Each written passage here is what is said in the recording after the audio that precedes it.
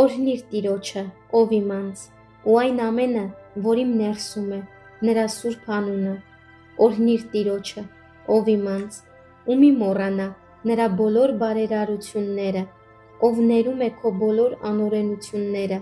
ով բժշկում է քո բոլոր ախտերը, ով փրկագնում է կյանքդ ապականությունից և քեզ ողորմությամբ ու գթությամբ պսակում, ով կշտացնում է սիրտդ բարությամբ, այնպես,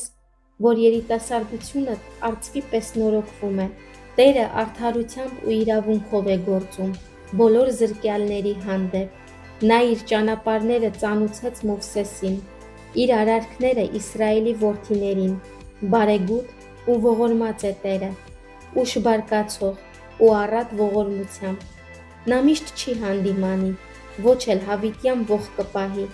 Նա մեր մեղքերի համեմատ չի վարվել մեզ հետ, ու մեր անօրենությունների համեմատ չի հատուցել մեզ, այլ որքան բարձր է երկինքը երկրից, այնքան մեծ է իր ողորմությունն իրենից վախեցողների վրա։ Որքան արևելքը արևմուտքից հեռու է, այնքան հեռացրել է մեզնից մեր հանցանքները։ Ինչպես որ հայրն է գթում իր որդիներին, այնպես էլ Տերն է գթում իրենից վախեցողներին, քանի որ գիտե մեր կազմվածքը, հիշում է, որ մենք հող ենք,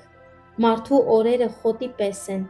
նա ծաղկում է, ինչպես դաշտի ծաղիկը։ Քամին դրա վրայով անցնելուն պես ոչնչանում է, և այլևս դրա տեղը չի ճանաչում դրան, բայց Տիրոջ ողորմությունը հավիտյանս հավիտենից, իրենից վախեցողների վրա է, ու նրա արդարությունը որդիների որդիների վրա, նրանց վրա է, որ պահում են նրա ուխտը, հիշում ու կատարում են նրա պատվիրանները։ Տերն իր գահը երկինքներում հաստատեց, նրա թագավորությունը տիրում է ամենքի վրա։ Օրհնեցեք Տիրոջը, ով նրա հրեշտակներ,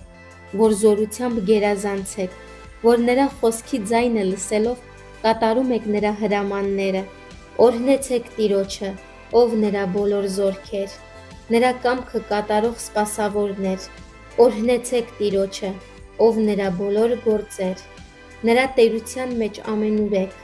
Օրհնիր Տիրոջը, ով իմ անձ,